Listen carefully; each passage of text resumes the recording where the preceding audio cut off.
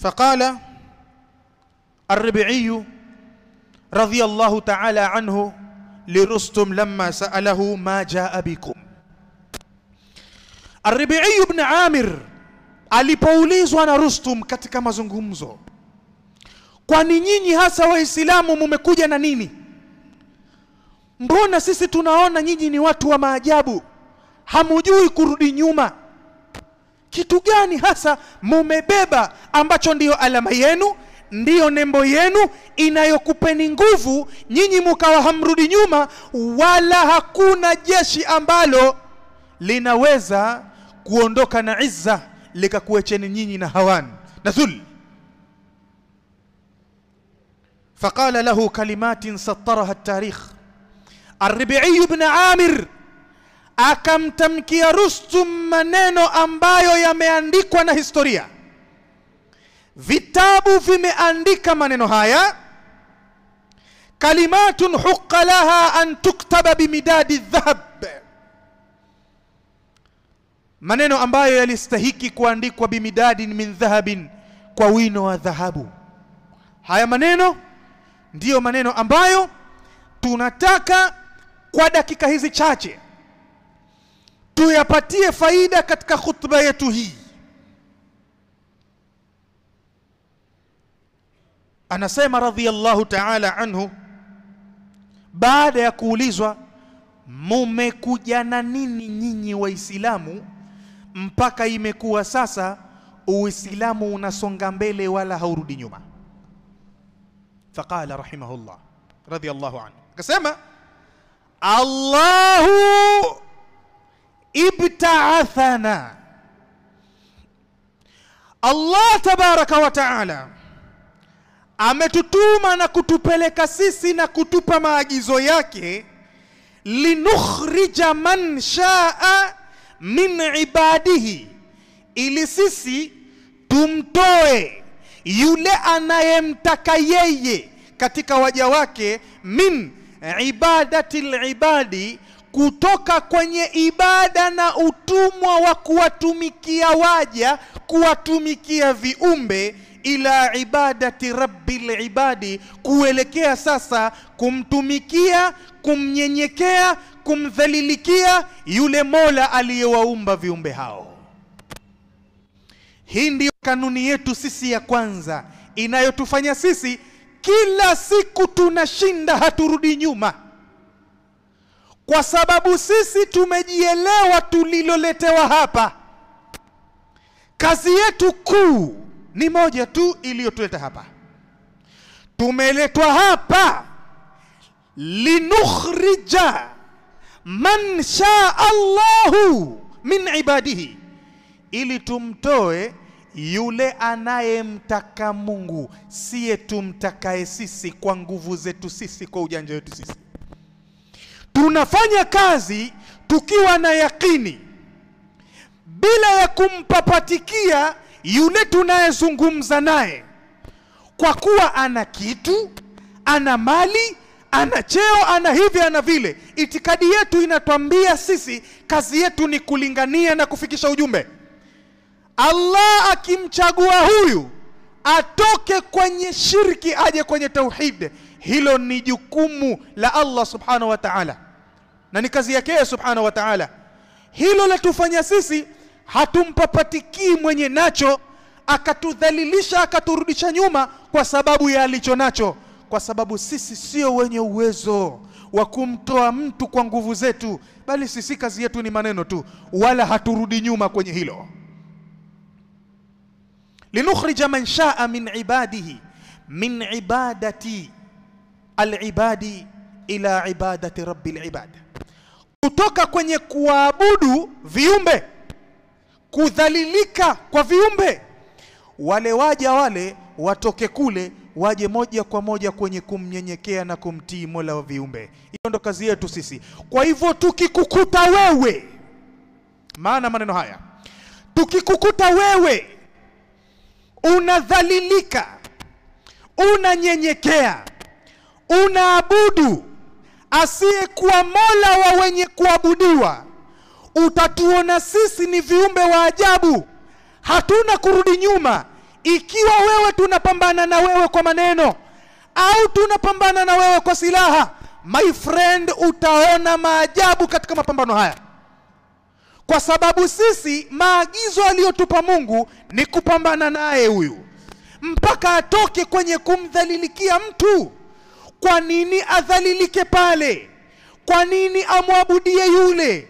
Kwa nini thamani ya mwanadamu iondoke aliyeko hai ende akadhalilike kwa kaburi kwa mtu aliyekufa? Kwa nini thamani ya mwanadamu iondoke afikie pahala anadhalilika, anatoa cha thamani ambacho kingeweza kuwanufaisha maskini walioko hai kwa wingi ule, na kitu kile akipeleke kwenye mzimu, akipeleke kwenye kaburi la anayeitakidiwa kuwa ni mwema?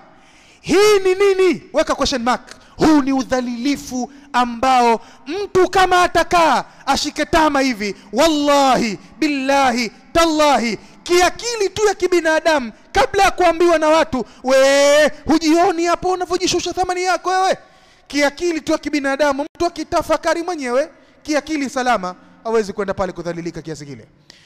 Lakini wapatikane waja wa Mwenyezi Mungu leo hii wanadhalilika kwa viumbe mbalimbali, wakiwemo mashaitani wanawadhalilisha, na wengine hata si mashaitani, ni wafu waliozikwa katika makaburi, na wengine ni mipande tu ya mijiti, mizimu na minyangarika mengine mbalimbali. Tunadhalilika kwa sababu moja au nyingine, ima kwa sababu ya ufakiri, na tutaona maneno haya jawabu la Ar-Rabi'i ibn Amir radhiyallahu ta'ala anhu linapomalizika, ima kwa sababu ya hali ngumu ya maisha, adhalilike muislamu kwa kiumbe binadamu aliyepewa na Mwenyezi Mungu Subhanahu wa Ta'ala vitu viwili vitatu.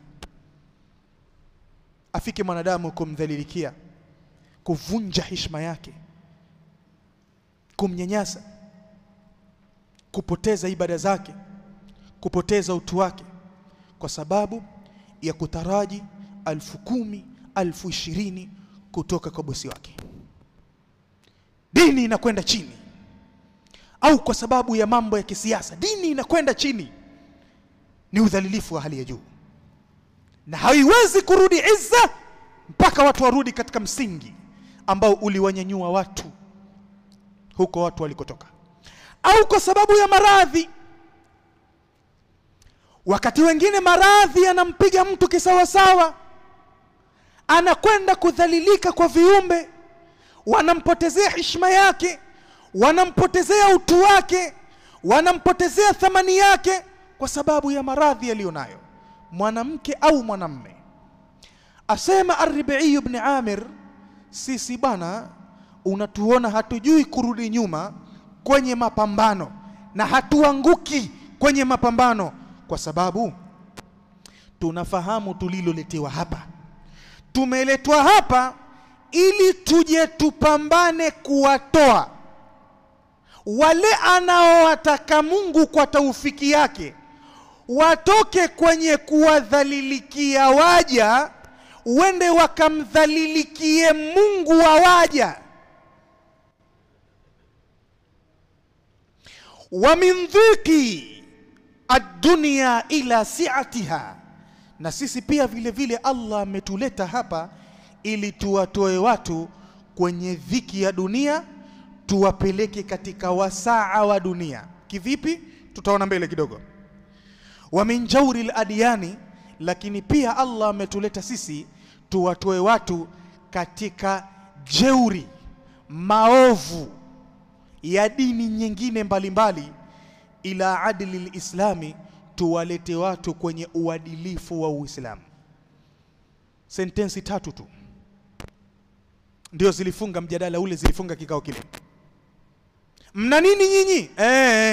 Sisi ni watu ambao Allah tabaraka wa taala ametupeleka kwa mambo matatu tu: tuwatoe watu kwenye udhalilifu wa kuabudia asiyekuwa Allah na kumdhalilikia na kumnyenyekea, tuwapeleke watu kwenye kudhalilika kwa muumba wao, na tuwatoe watu kwenye dhiki ya maisha ya dunia, tuwapeleke katika wasaa wa dunia hii, na tuwatoe watu kwenye jeuri, kwenye uovu, kwenye suul akhlaqi zilizoletwa na dini nyinginezo, tuwalete watu katika adlul islami. Hapa ndipo tunapopata unwani ya maudhui ya khutba yetu, vipi au sababu zitakazompelekea muislamu wa leo kupata izza, thamani, utukufu kuanzia hapa duniani mpaka mbele ya Allah tabaraka wa taala tunapokwenda. aqulu ma tasma'un wa astaghfirullah li wa lakum wa li jami'il muslimina wal muslimat wal mu'minina wal mu'minat fastaghfiruhu faya fawzal mustaghfirin wa ya najata at-taibin. ud'u Allah wa antum muqinun bil ijaba.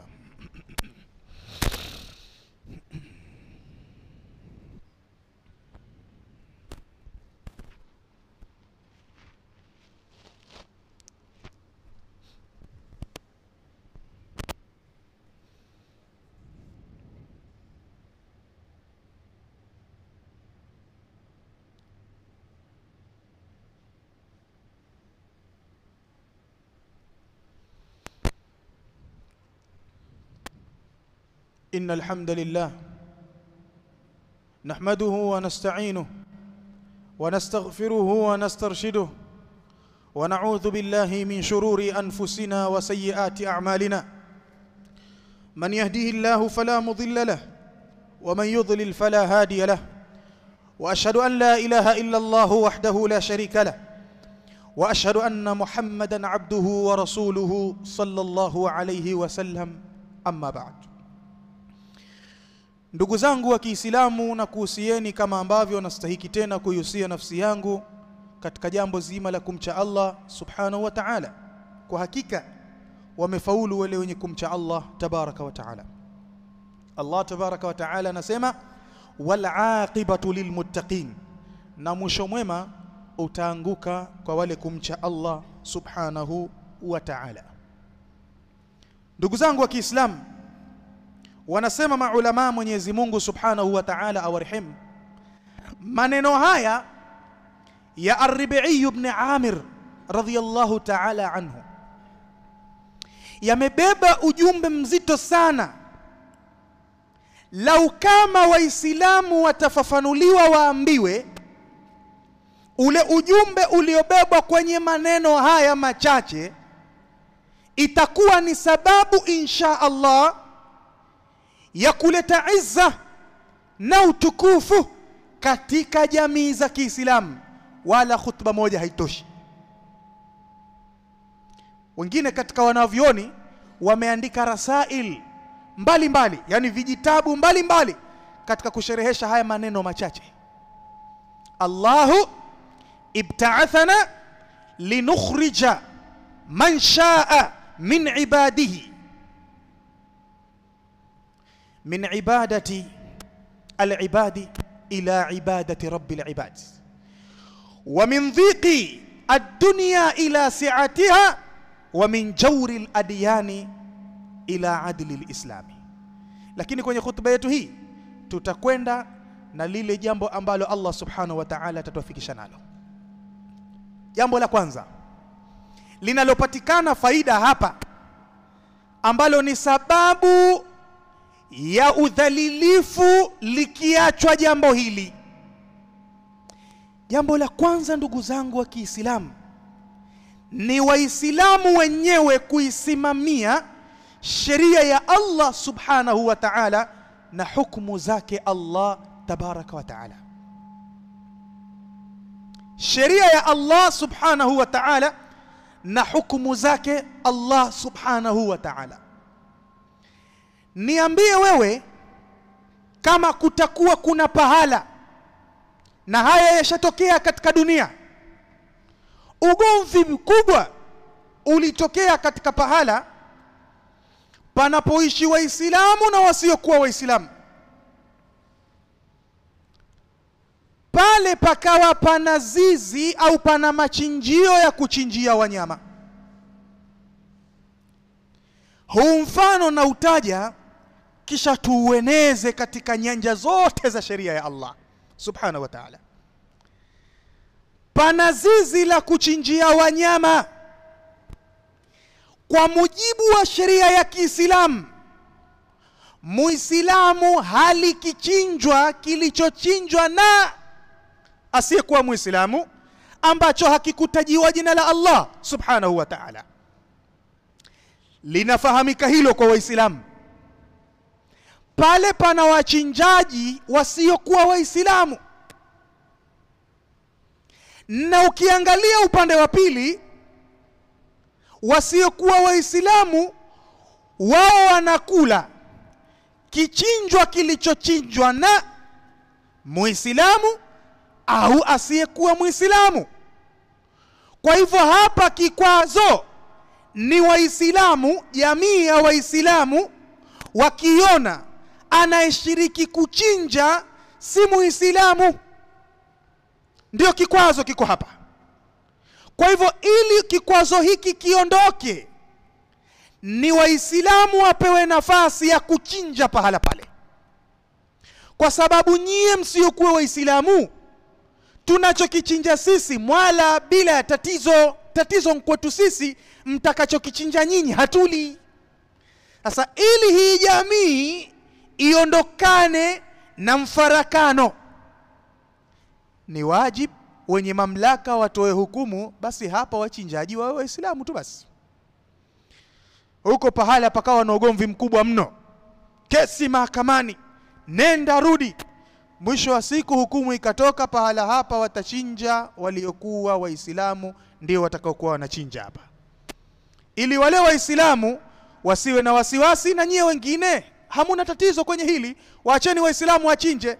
Sasa tuulizane suala logically, kilichopelekea heshima ya Waislamu wa eneo lile ibakie pale pale, wapewe nafasi katika jamii ile, na iwe hivi sasa akionekana asiyekuwa Muislamu anavamia lile jambo ambalo ni la Waislamu kwa heshima yao, kwa mujibu wa dini yao, na walivyolitetea kwenye mahakama zile lile jambo, kwamba imani yetu haituruhusu kula kichinjwa kitakachochinjwa hakikutajiwa jina la Allah subhanahu wa ta'ala.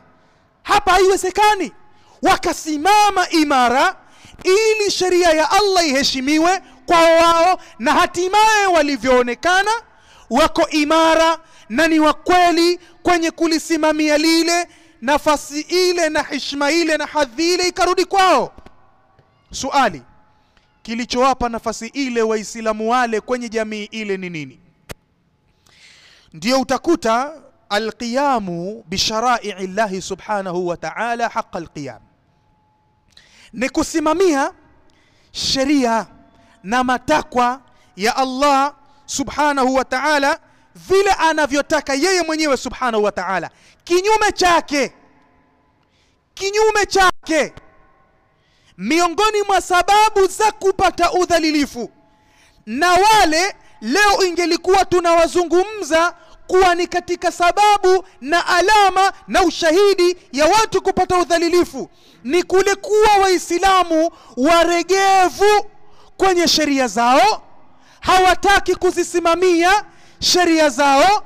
Yawezekana ikawa hawazijui, hiyo ni kesi nyingine mbali, lakini inawezekana ikawa wanajua, lakini kwa sababu tutaonekana vipi kwenye jamii hii, kwenye zama hizi, tuanze kuleta mzozo, ng'ombe huyu achinjwe na nani, ng'ombe huyu afanywe hivi, tutaonekana vipi sisi? Hapa tunaishi Waislamu na wasiokuwa Waislamu. Kwa hivyo sheria ya Allah ikafumbiwa macho, wenye uwezo wa kusema wasiseme kwamba si halali sisi Waislamu kula kile, paka nyamaziwa kimya. Hivyo ikawa Waislamu mamia kwa maelfu wanakula cha haramu kuliwa, kwa sababu kimechinjwa na hakikutajiwa jina la Allah. Aliyechinja anajulikana, hamtambui Allah. Wala taakulu mimma lam yudhkar ismullahi alayhi wa innahu lafisqun. Allah anasema wala msile kile ambacho hakikutajiwa jina la Allah, hicho kichafu. Wa inna shayatina, na kwa hakika mashaitani, la yuhuna ila awliyaihim liyujadilukum fa in ata'tumuhum innakum la mushrikun. Maneno mazito kwenye kula ambacho kimechinjwa na asiyekuwa Allah au kwa ajili ya asiyekuwa Allah, hakikutajiwa jina la Allah. Wangelinyamaza kimya wale, wasitetee lile. Angalia ni balaa kubwa kiasi gani lingelifika umma wa Kiislamu, lakini kusimama kwao, kutetea kwao ile sheria ya Allah subhanahu wa ta'ala ikawarudishia izza pahala pale.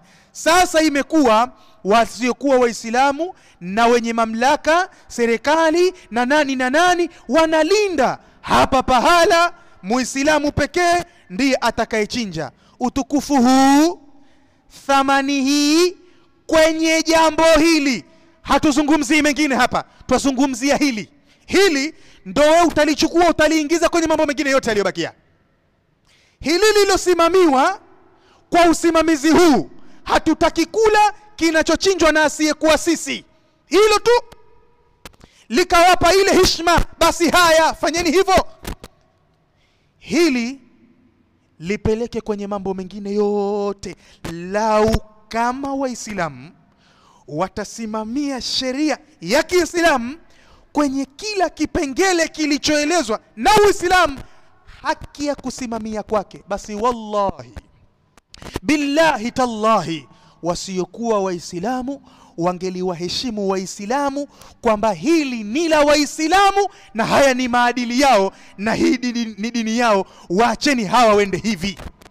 Kuanzia kwenye vyakula, tusingeingiziwa vyakula kwenye miji yetu tusivyovitaka, lakini mpaka ukaona vinaingia tunataka sisi Waislamu wenyewe, mpaka ukaona vinaingia tumetaka, vikaletwa kwa wingi.